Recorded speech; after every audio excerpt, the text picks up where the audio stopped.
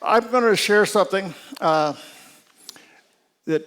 because of the change that's happening, in Montana, we make a statement, if you don't like the weather, wait 15 minutes.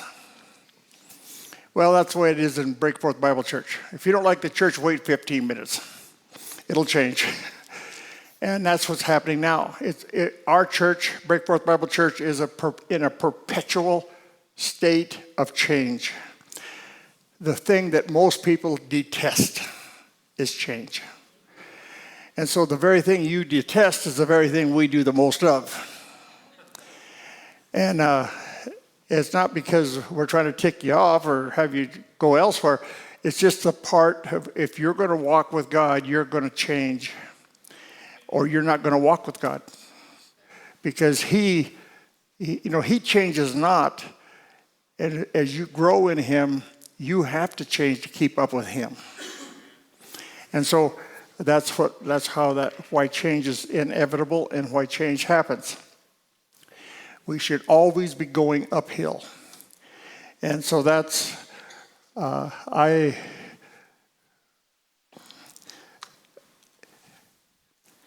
watched Rusty. Of course, I've known him all my life, but he's not always forthright. He don't always tell you what's going on. He will, but he doesn't. See, I tell stories. The kids always hated to come to church because I would tell stories on them. Now, the reason I do that this is not done by accident, folks. I do it on purpose because I've been pastoring long enough to know that if I don't set the narrative, you will. And you do it by what partial information I've got full. And so my kids were great kids, and I thank God for them, but they were kids. And my daughters, I had to go to the cop station and pick them up twice, and because it just seemed to be an appropriate place to be from that night, I guess. And so then I had to go to court with my son 3 times. He don't like me to tell these stories, but they're facts. I've already told them all. They're not secret to me.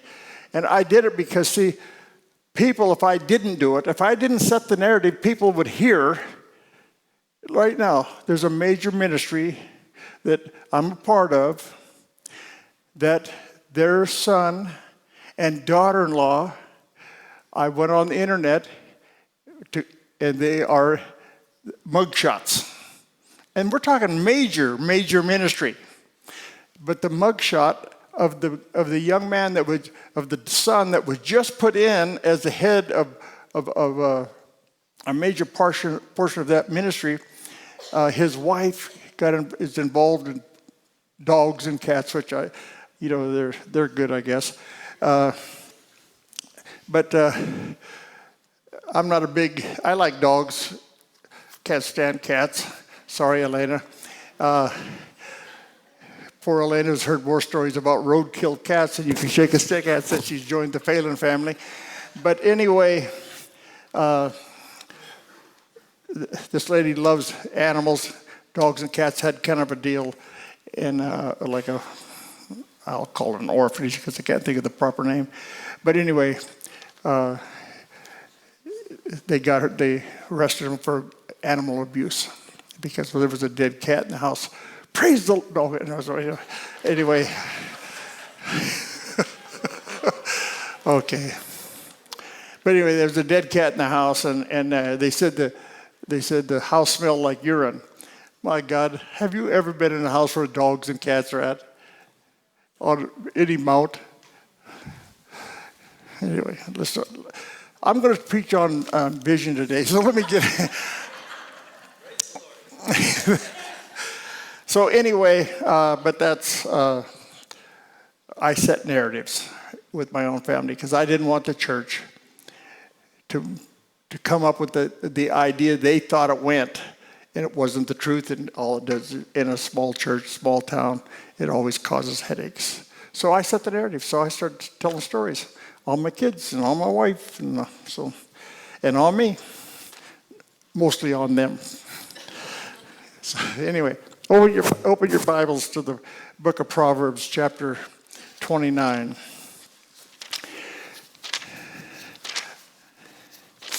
I have a different style than Rusty. I love Rusty's style.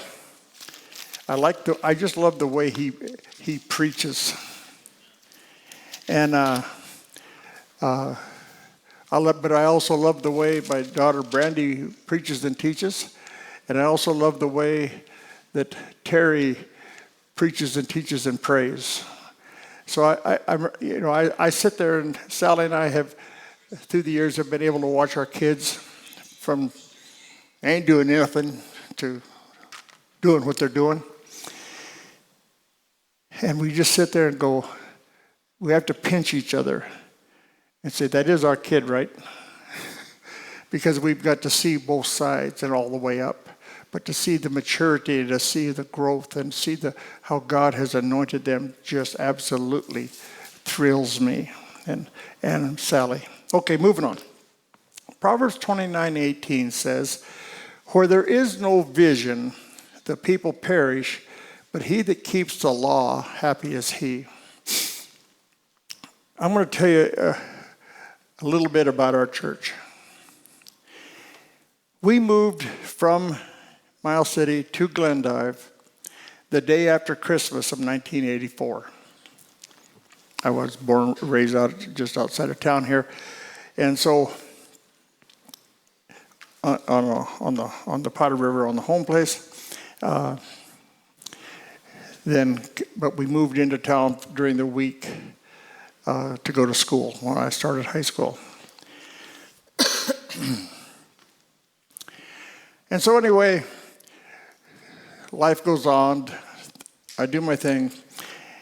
I come back from the service, go to work for Scott's, breaking horses, and then get saved just before I leave the Scott Ranch on Trail Creek. I went to Gordy and Kathy Nelson's house, and anyway, I ended up I gave my heart to Jesus that night. I did not give my life. I just gave him my heart. Well, at that very meeting that I got saved in, and I mean, when I asked Jesus Christ to come into my heart, he literally just flooded me with liquid love throughout my entire being, and I knew I was going to heaven. But I only had 10 more days on the Scott Ranch, and I was going to be moving into town here and taking over the hole-in-the-wall bar. I needed clientele. So I invited everybody at the Bible study to come and have a drink with me. Now, I know that's probably not the proper protocol, but that happened to be mine. And people took me up on it. Everybody that had been at the Bible study took me up on it that night. But one of them, Tom Fig, out of Ekalaka, the one who started the Bible study, Tom Fig came once a month. I was in the bar 6 months, and he came to the bar once a month for 5 months. And he'd walk in, and he'd see me, and he'd walk over to me, and he'd order a Coke, and he would say, Larry, how's Jesus doing in your life? Well, let's put it, it was kind of a famine for Jesus in my life at that point. And I would get embarrassed, stammer and stutter. He'd drink his Coke and leave, only to show up the next month. And he asked that question to me 5 months every time. Larry, how's Jesus doing in your life?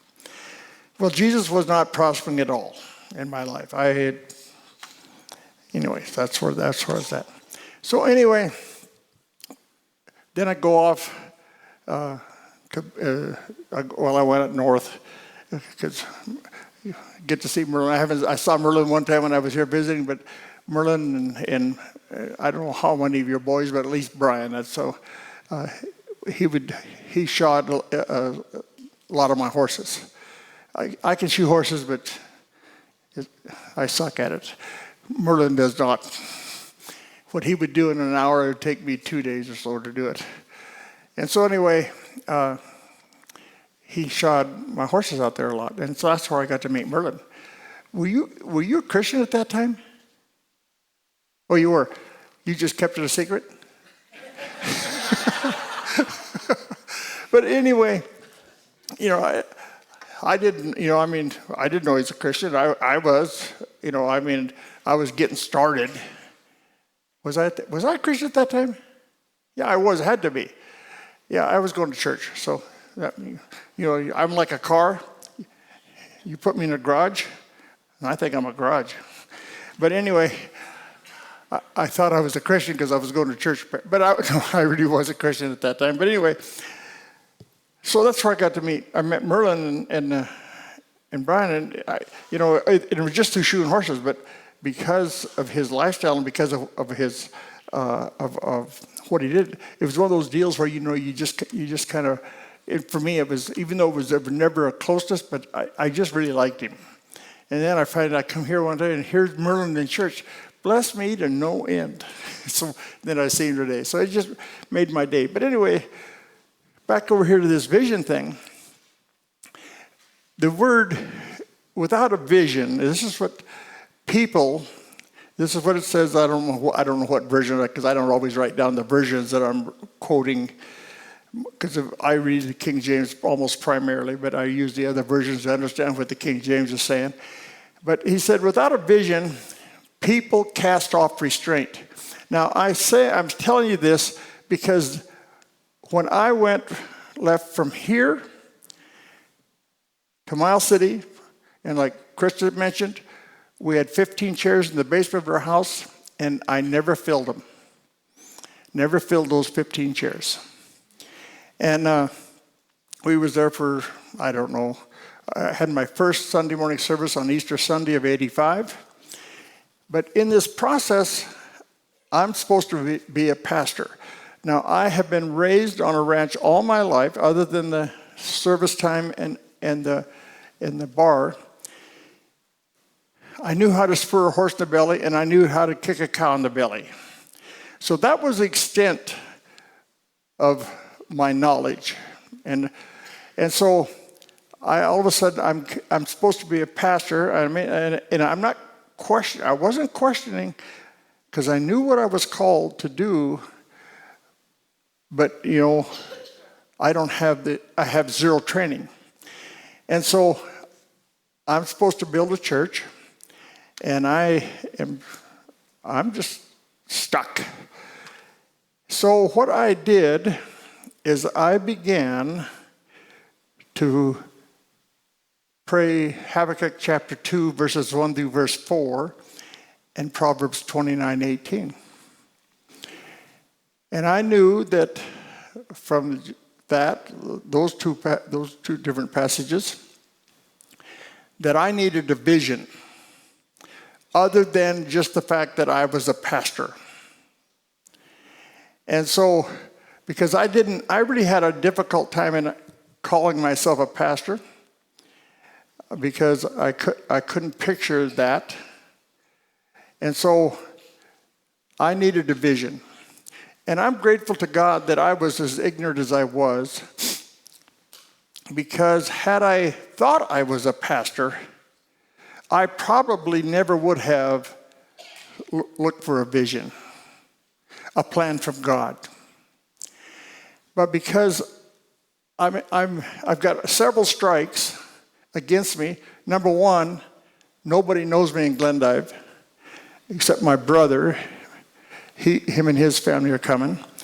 Then I'm on the north side of the town, and part of that is not known for being great. I'm in a pink house. It was easy to describe and tell people where to go to the pink house. And I'm in my basement with 15 chairs, and I'm a pastor. Well, it got embarrassing to even tell people that. So I sought God's face every day for almost 5 years, reading the same scriptures,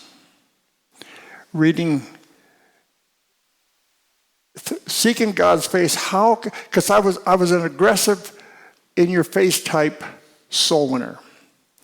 There's very few people that if I shook hands with you after I got saved and got drastically touched by God, if I shook hands with you, I called you a friend. Now, that was how we did things.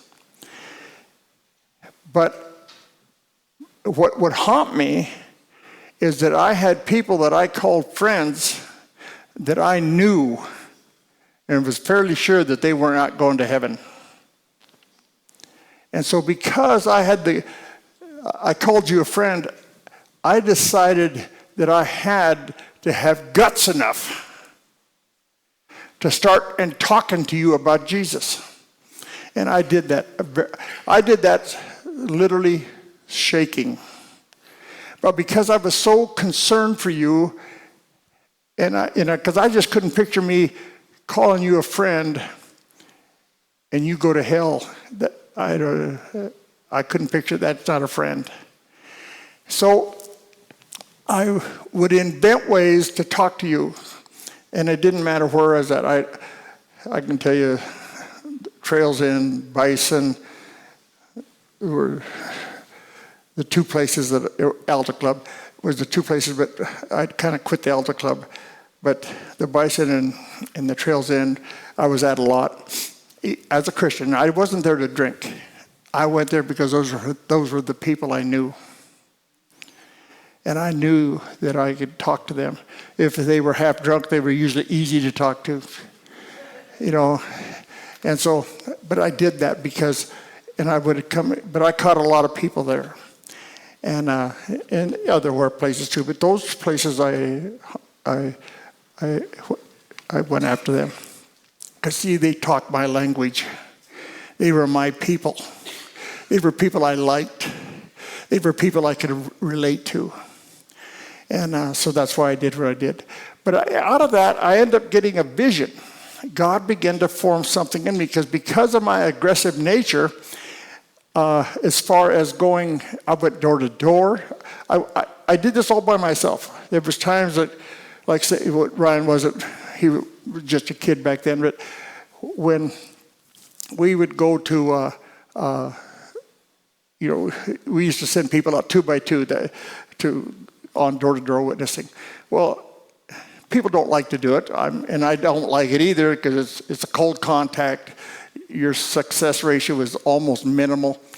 And so, but I went and every Thursday night till I got it done, I went through the Balsam edition. And I went door to door in the Balsam edition till I got every house covered. But I found out when I started doing it that I hated that.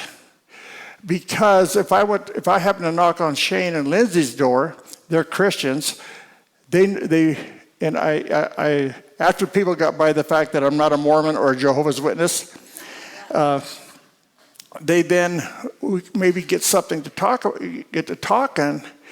But see, they're Christians, now they know I am, they'd steal my entire time talking about Jesus. I was not there to talk about Jesus, I was there to get you saved. So I hated running across Christians because then I had to spend a lot of half hour, 45 minutes talking to you. That took away my time trying to reach the unsaved. And so then you get to one that is unsaved, knock, hi, I'm Larry Phelan, and I'm here to talk, slam. So that didn't take long at that door, so that made up for the 45 minutes I lost at their house. And so, but I found out by doing that, and I went through the entire Balsam. It just took me. It's not a big area, but it took me about a month to get every Thursday night, doing this every Thursday night for 3 hours. It took me that entire month to get everything done. Every house knocked on. Well, so because I figure I knew that plan was going. I was going to have more people going to hell than I could ever help, even though I was trying to do good works. So I literally have done every style of soul winning there is that I know about. I went canvassing. I canvassed the entire town of Glendive. I canvassed the entire Sally, and I kicked Sally out of bed, and she had to go with me. And we went to every single house in Terry, Montana, and knocked on their door. Took us 2 days to do it. But we was on a job. And so I took flyers and witnessing. And we got every house in Terry, Montana, because I was trying to start a Bible study down there. So we did that. I've done the tent meetings. You name it. But finally, God gave me a plan of how to do this. And it was through Bible studies. And I started doing Bible studies, and I literally have done, it was a vision from God. I literally have done Bible studies. At one time, I was holding 9 different services a week. Traveling from the farthest one being away was Potterville. I went to Potterville for 18 years, or Little Oxy, I went there about 22 years, but I had 18 years solid. Then I had a break, and then I went back for another 3 or 4 years. So I went to Potterville, to the dance hall, and to the school. But God gave me a plan with these Bible studies. Because see, the beauty of that is I could come to Ryan and Jana's house, and I could sit down with them, and I talked to them, hey, do you mind if we have a Bible study? And I would say, we'll do it. We'll get a night that I had open. And then I'd say, feel free to invite family and friends. So that's how I just said. I just told, feel free to invite family and friends.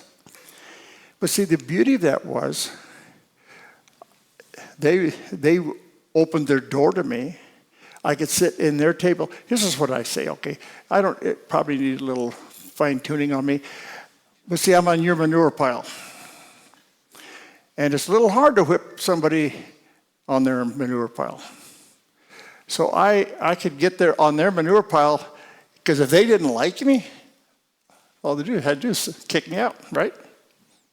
No big deal. Then I'd go find somebody else's manure pile. I didn't bring you to my own. I went to yours.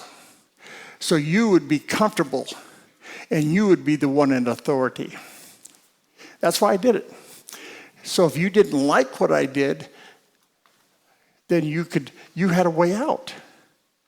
But I also had a way out. And my way out was time. I broke it down to 7 lessons, 7 weeks. So that gave you a way out, and it gave me a way out, a vision, a plan. And so I have done that now for close to 40 years. Actually, it's over 40 years, because I did it before I left here. But I've been doing it for 40 plus years. And I just finished one last Wednesday night. Scott and I have been going to Regent, North Dakota, just 10 miles short of Regent on the Enchanted Highway, because this family that I met when I moved to Dickinson, I started going to their house. I went out to their house for 2 years, held Bible study, had all their kids and mates and girlfriends and dogs and whatever you want there. Well, now, then of course, I was there 12 years, so I had 10 years. They ended up being part of our church. So then so anyways, the deal was,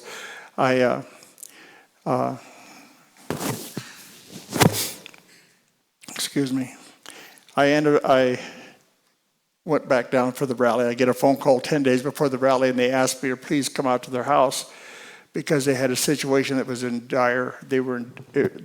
I didn't know the individual. Come to find out, it was a relative of theirs that had been scammed out of millions of dollars. And so that's how I ended up going out there. And so we went out there. We went out at the end of January. Is that correct, Scott? Do you remember? Yeah, end of January, and we were doing it the 2nd and 4th Wednesdays of every month. And we just finished, Scott and I went out this past Wednesday, and And so, we're getting ready to plant and getting ready to calve, and so I end up shutting it down, and we'll see if it resurrects or not. But anyway, a big vision, a plan. Now, why would God give me a vision versus just say, let it be a pastor? He gives me a vision. And he wants me to work through a vision. Because just being a pastor, what people hook up to is personalities. Thank God Ryan don't have one. That's not true. And so you hook up to personalities. Do you know that a personality will never cause you to cast off restraints? Oh, I like that pastor. I don't like that pastor. See, because of my style, I think I'm walking in love, but other people don't think I am. Especially people, my son-in-law, Jeremy, this is what he's made this statement 2 or 3 times. Well, we know one thing about Larry. He'll never have a 500 people church because he kicks them out. Well, I don't kick anybody out. I just don't put up with crap. You take me off, you'll see both sides of me. I'll be a Christian, but I'm also will be. Don't push me. I won't push you. You don't push me. And I don't do it on purpose. I just do it because somebody's got to get their head out of the anal cavity, and apparently you ain't got it done yet. And so I approach that stuff, and I talk to people about that stuff because we're hanging our hat out as being this, and so let's be it. So anyway, but a vision will save you, because he says a vision here, where there is no vision, the people cast off restraints. You cast them off. I didn't cast them off of you. You cast them off. Why? Because you have nothing to do. You have no reason to be in church. You have no reason to be involved. Because there's no, I know, we in the Word of Faith and Charismatic, we hang our hat out because we're not religious. That is wrong. That's a lie. People know exactly, in this church, you know exactly what time the worship is over. And you know exactly how many songs are going to be sung. I've been here now, for a couple of months, so since September. I don't bother to count the songs. I'm not a big song man. I endure worship. And so I'm not big on worship. One, I don't sing well, and so that's just not me. I like to read, and I like to study. And so I had to go over to Krista this morning because she said she was going to announce me. And so, but she did it early. See, I was really looking forward to this because, see, now when she got done, I come up. Well, she does it before the worship. I'm going, well, when am I supposed to go up? So I went over to her. I said, so what's the plan now? She said, 3 songs. Oh, I lost count of the songs. I had to look up at Leland. And I was hoping, Leland, please look at me and nod your head or do something. Because I lost count of the songs. Mathematician, I'm not good at. So, anyway, thank God Leland finally goes like this. I came up here like I knew what I was doing. And so, anyway, if that was just church, that's how we know when worship's over, We know they're going to have an announcement somewhere in there. They're going to take up an offering, and if I don't want to give in the offering, I know exactly when to get here.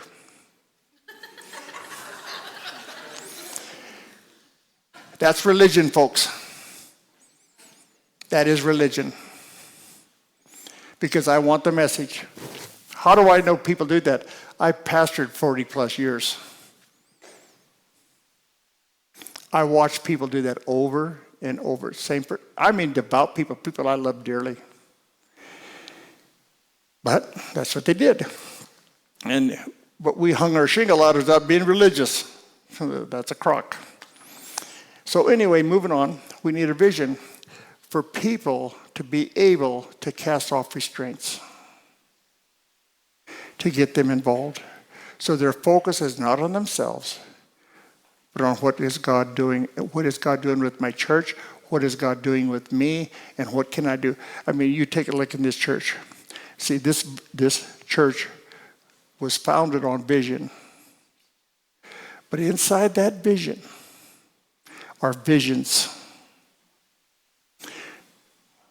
Leland Moen, which came from Upham, North Dakota, because I ended up going to Minot, and they ended up coming to the Minot church.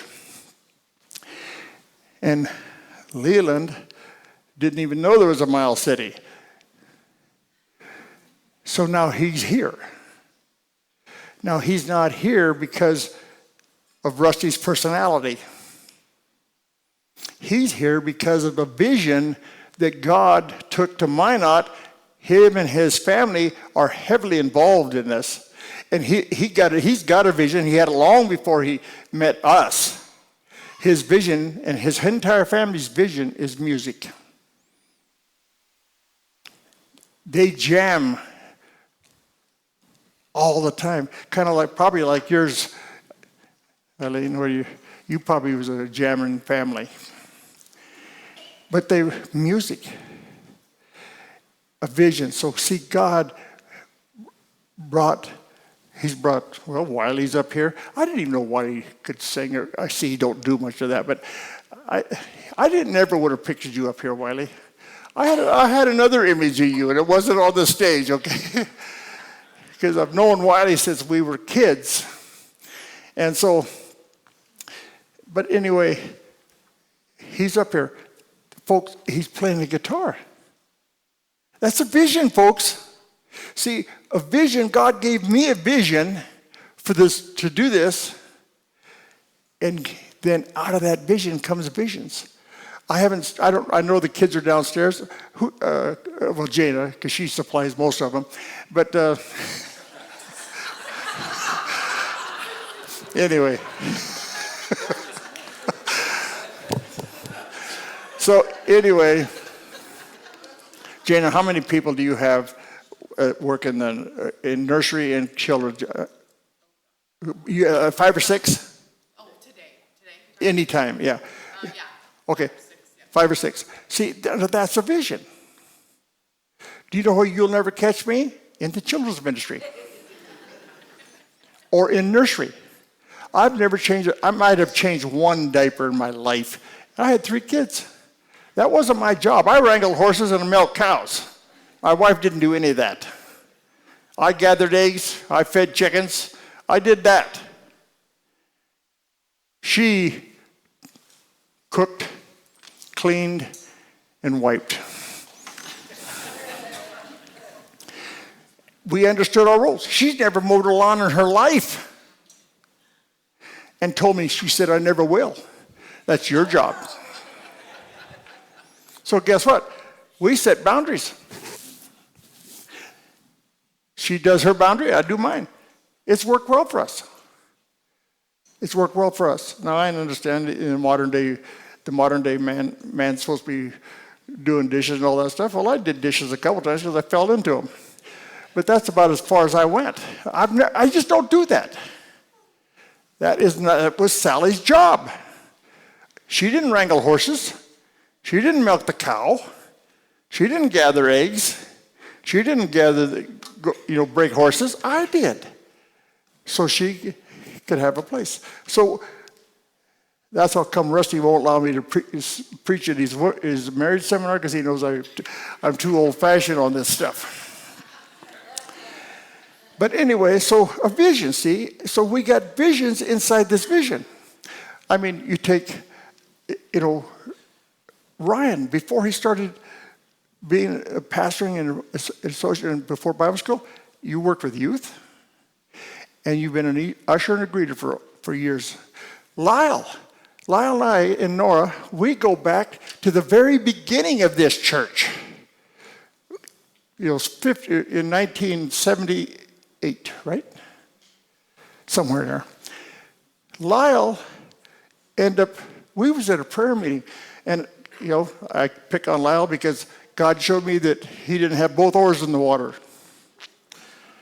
So I know because he was saved, but he wasn't spirit-filled. That's how God showed me through a vision. I saw him in a canoe going in circles with one oar in the water. He got spirit-filled. He's got both oars. But he's been an usher and a greeter from day one. Is that not correct? Now, we're talking 45 years ago about they're still in the same church, still doing the same job. Just blesses me. A vision. A vision. So, again, this is not Rusty, so I don't follow time well, okay? I see I'm already way past from what Rusty would do. He's not here, so I'm safe. Because let me tell you what God, while I'm doing this, turn to Isaiah 53. What God, on January 6th of 1985, about midnight, I'm reading a book, The Life Story of D.L. Moody. Just a pocket book. I have read this book several times through the years. And the reason is because D.L. Moody was a self-made man. And he said that's how he called himself. He was a shoe salesman, and he did not like the way preachers did things. Because they would sit there and argue about how they couldn't do it when God told them to do it. And so while they would be sitting there arguing, he'd go out and raise money. And one time happened in Chicago, and he come back. They started at 9 o'clock in the morning, had an assignment they were supposed to do. They knew, a whole bunch of pastors, they knew they were supposed to do it because they knew God had told them to do it.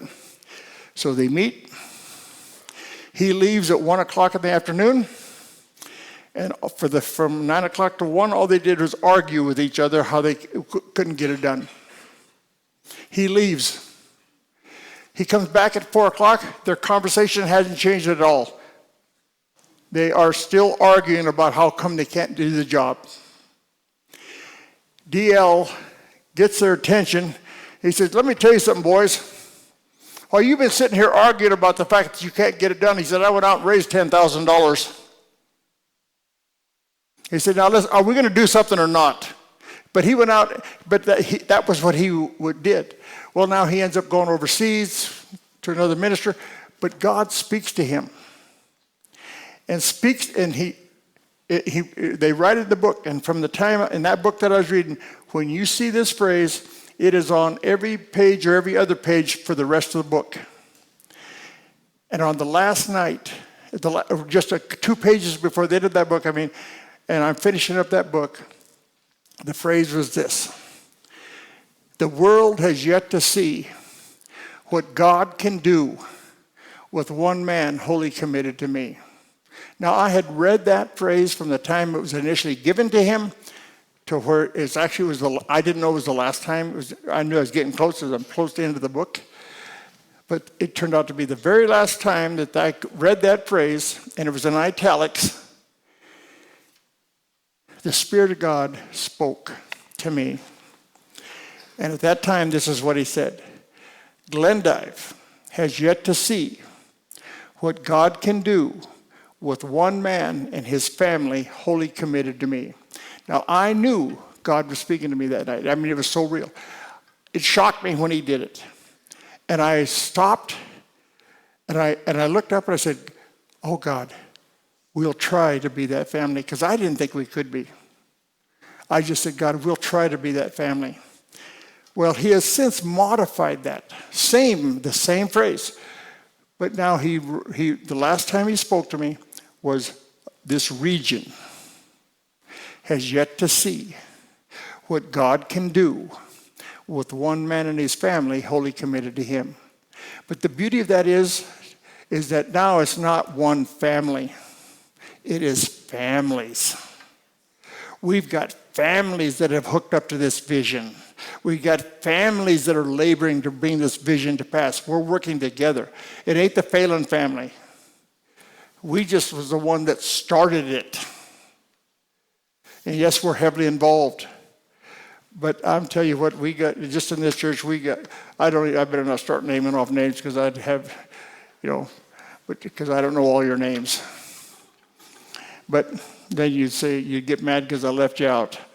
Well, that's only because I don't remember your name. So, but I tell you, I found out how to find out your name, though.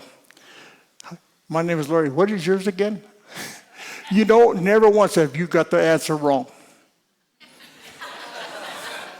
You've told me every time what your name was. So that's how I do it. But anyway, so God spoke that was what we'd done. He then told me to end up in the process of time. My stories could go on, so but he ministered to me that I made a major bonehead move out here on the Potter River at the Riverview Schoolhouse. My 5th grade teacher, anyway, she ticked me off one night. I'm tired. And I said, open your Bible to such and such a place. And she, I don't even know what she did other than make me mad. I jumped up. I had my Bible in my hand. Not this one, but one like it. And she's sitting right there. And she ticks me off because she interrupts and going to take over the service. And we're in the teach region. I'm sitting over here. She's sitting over there. I jump up. And I overhand my Bible. Get ready. I overhanded my Bible like this at her feet. I said, if you're so blankety smart, then preach it yourself. Well, now I'm over it. I'm not mad. I'm over here. My Bible's over there. What do? Well, you get up and go get your Bible. I went over and got my Bible, opened it up, and said, now turn to here. We have the Bible study. I could have run under a snake's belly. I was so embarrassed of what I'd done. I've got a flash temper. I just did it. Now it's over with. I was supposed to preach. So I do. So the service is over. Everybody's leaving. This lady and her family is getting ready to leave. And I stop her. And I said, ma'am, I called her by name, but I said, I apologize for what I did tonight. And she started sobbing. And she said, well, Larry, I am thankful you did it because I know you love me. Now that made me go even lower than where I was already at.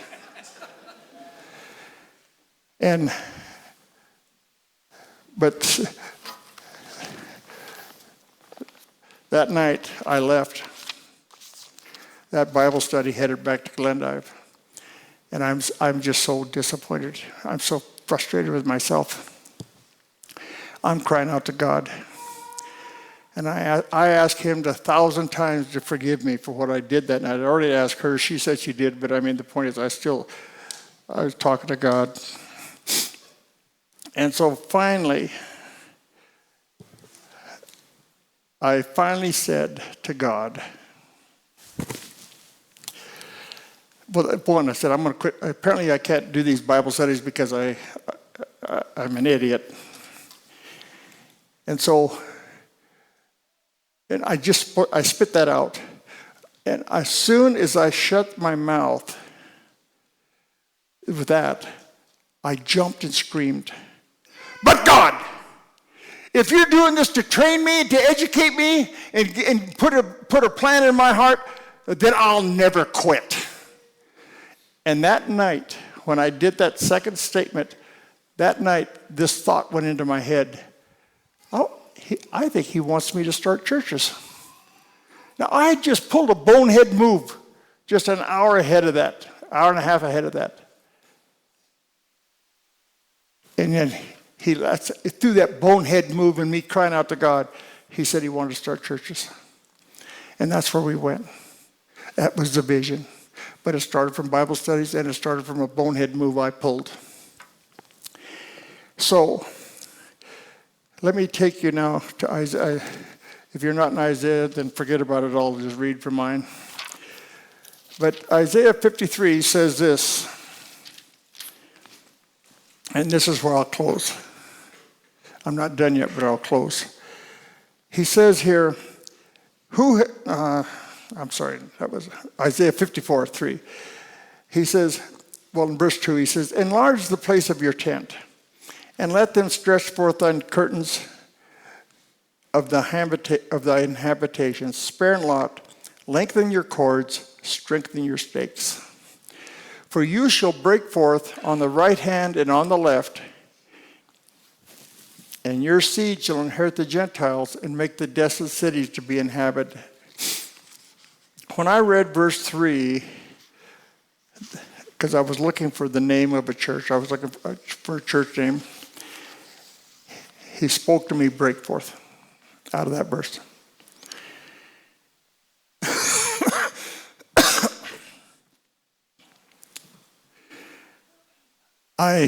That didn't sound right. I mean, break forth.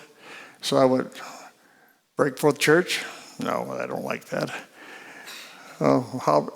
Break forth Bible church? Well, that's kind of meshed. So I go tell Sally, "Hey, Sally, I got the name for a church."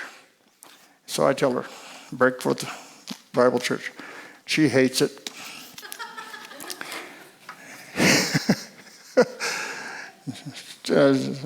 She thought that was stupid and I'll get out.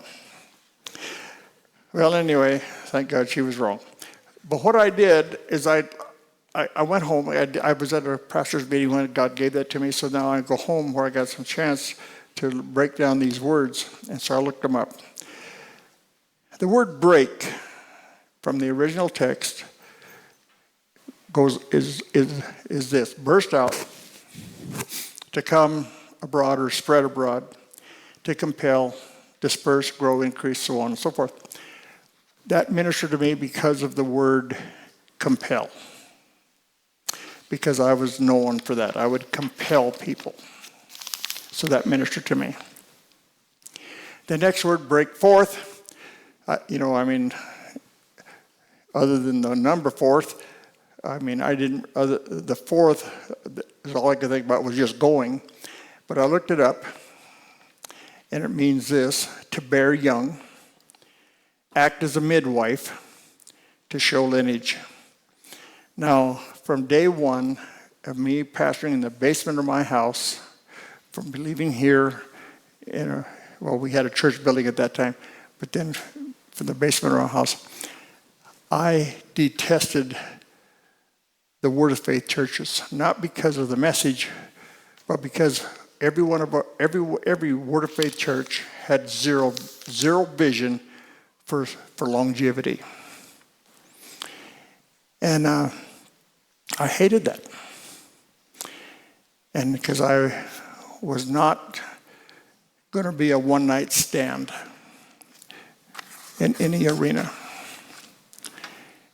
And so when he said the word forth was to bear young, act as a midwife, to show lineage, that hit me right in the heart, because that presented to me longevity and going for a long time. Because I always knew, I didn't know my kids would be in the ministry, but I always had the dream that we'd work together, even though at the times they didn't like it.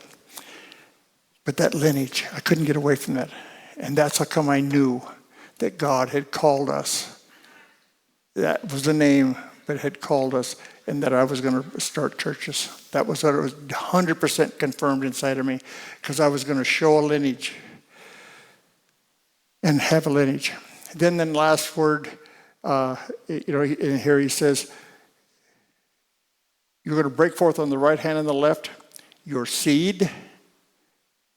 Your seed, now you can look at that as just my natural seed, so you could break it right down to over one man and his family, right? But see, the seed has grown well beyond my family, well beyond. And so he said, thy seed shall inherit the Gentiles. And that word inherit means to dispossess, to rob. In other words, it's a very aggressive word. And so the Spirit of God ministered to me through that, because I am, we used to make fun of the guy that owned the ranch that we lived, born and raised on. We called him the Needmore Land and Cattle Company residence. Well, that's where I'm at. I'm the Needmore Land and Church resident person. I'm constantly for years, I would drive through a small town, and I would try to figure out how could I have a Bible study here? Now, a ton of those towns I didn't do any.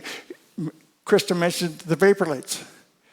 Because I drove at night going to Bible studies, Vapor Light out there, I know what that Vapor Light represents. Because at the base of that Vapor Light is from 3 to 5 people, 10 if they're Catholic.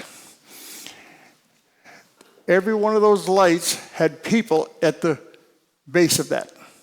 And I would hold my hand out as driving down the road at 55 back then, 55 miles an hour. I'd hold my hand out and I would speak to that vapor light, and I'd call up those people underneath that vapor light that I knew was there, saved. I did that for years.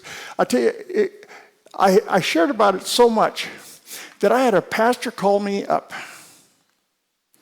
And he said, would you come to my church on such and such a Sunday? Sure.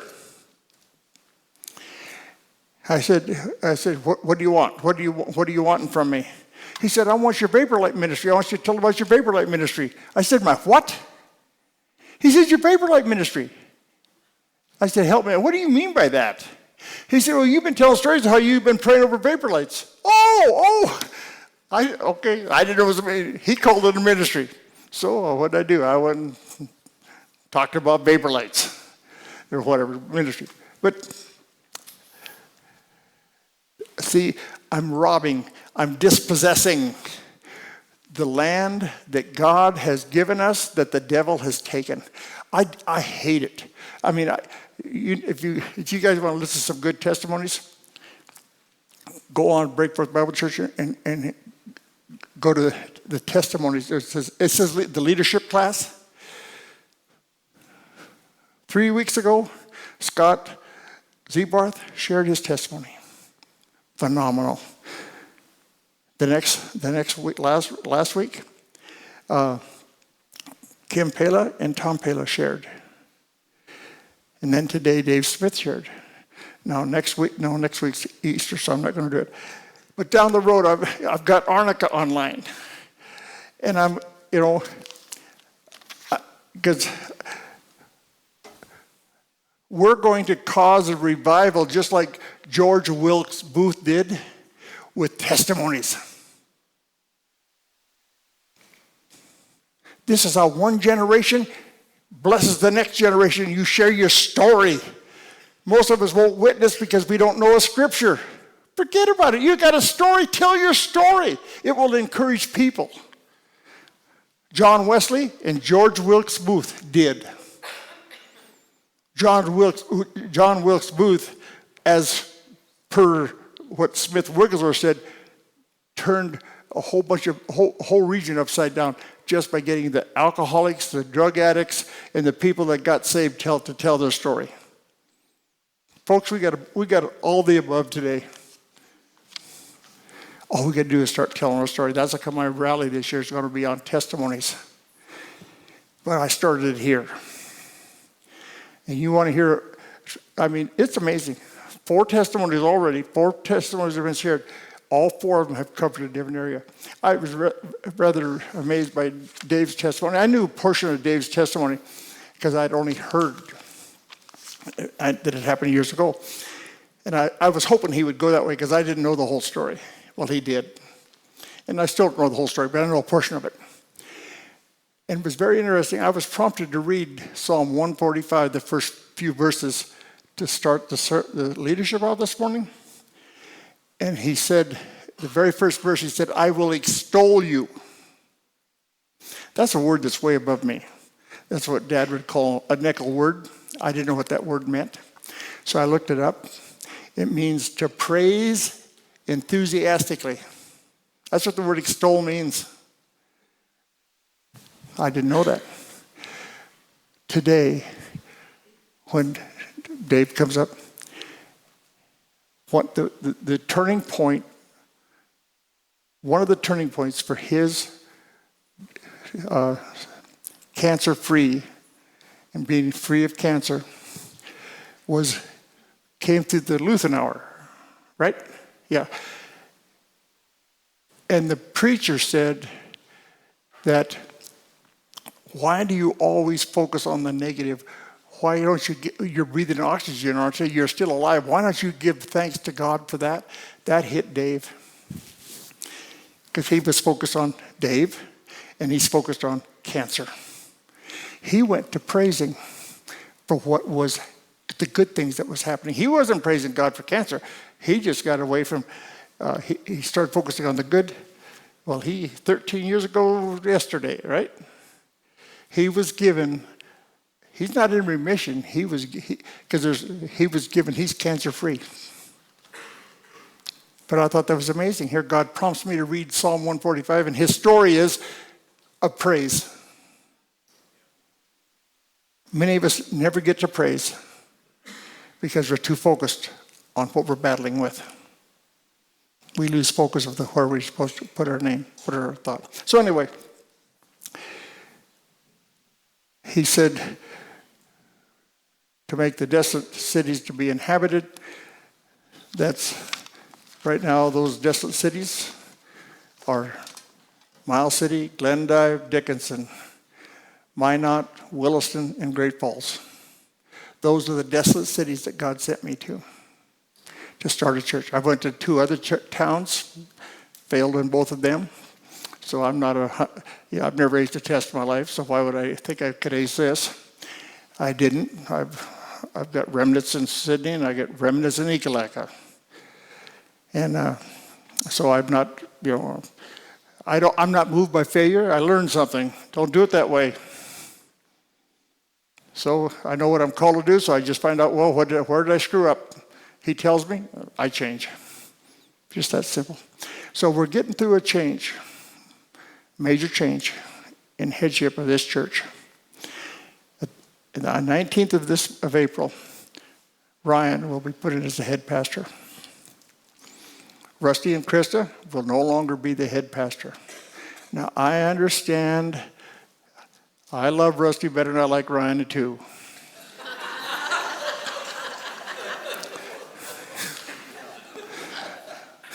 Well, that's how we do. And so, but if you will hook up to the vision that God had Rusty to pursue and to preach, and where he's going to take Ryan along, it's all the vision. You'll get by the personalities. Everybody's different. Everybody has a different way of saying stuff. But don't get caught up with the person. Get caught up with the vision. The vision will always speak, and the vision will keep you with your head on straight where the enemy don't take advantage of you. Come up here, Ryan, would you? Now, I know Rusty, he's got his whole plan. And I'm grateful for that. I think I'm going to be here, but I'm not even sure I'll be here for the service because I'm doing the other meetings. But I'm grateful to be able to shake the hand of Pastor of Miles City, Montana.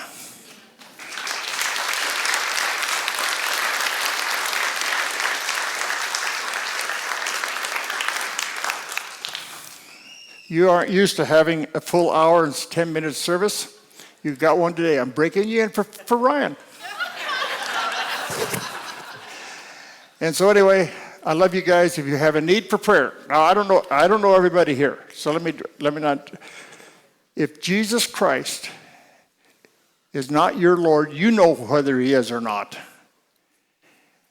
I would highly recommend you do something about that. And that you call upon his wonderful name.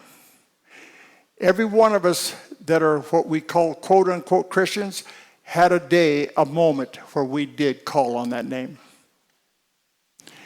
And that's how come we can now call ourselves Christians. And legitimately. So if you have never called on that name, do you know that I've done, because of my background, I have done well over 100 plus funerals. I've done a lot of funerals, here, everywhere. And I have talked to a lot of cowboys. And you see these cowboys sitting out there that look like they're 100 years old, and you find out they're only 45 or 50. But I knew when I was actually doing a sermon for another cowboy in Weebo one day, and I got a whole bunch of old cowboys sitting out there. And I've got a way that I do it. But I had God speak to me. Just as I was getting ready to go that way, the Spirit of God spoke to my heart, and he said to me, and I actually told everybody exactly what God told me. What he spoke to me that day, I spoke to that crowd, told them exactly what he said. But he spoke to me and he said, the problem with these cowboys is not belief. They believe in Jesus Christ. I believed in Jesus Christ from a kid because my mom taught me about Christmas and Easter. That's the only thing we didn't go to church. And we had a reason for that. Well, but I didn't have a problem with Jesus. But what I did not get saved until 1978. I was 28 years of age when I got saved. I gave him my heart that night. 1 year to the month later, I gave him my life. But here's what he spoke to me. Belief is not the problem. Confession is. Most of us, I tell you what, I've done this. I've talked to cowboys. I've talked to drunks. I've talked to bankers. I've talked to anybody that would hold up for a second. They never have a problem. I've never had one, I better not say never. I think I've had two that said they were atheists. I called them a liar. But what the problem is I've never had hardly anybody tell me they didn't believe in Jesus, yet they're unsaved. Because it's the two-prong plug. It takes belief coupled with confession. You can have just the confession with no belief, or you can have the belief with no confession. You're still unsaved. If you die, you'll go to hell. You put the two together.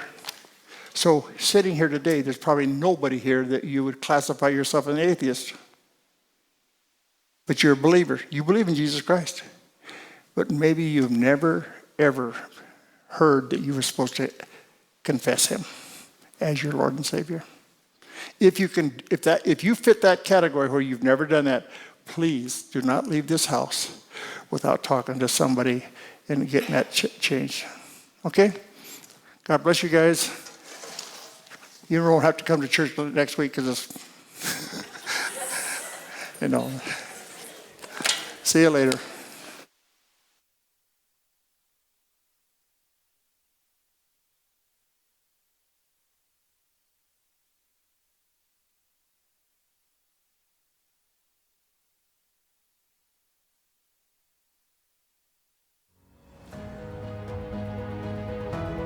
Thank you for joining us for this service. Break Forth Bible Church is one church in 6 locations. To watch or listen to other messages from Break Forth Bible Church, please visit our website or the Break Forth app.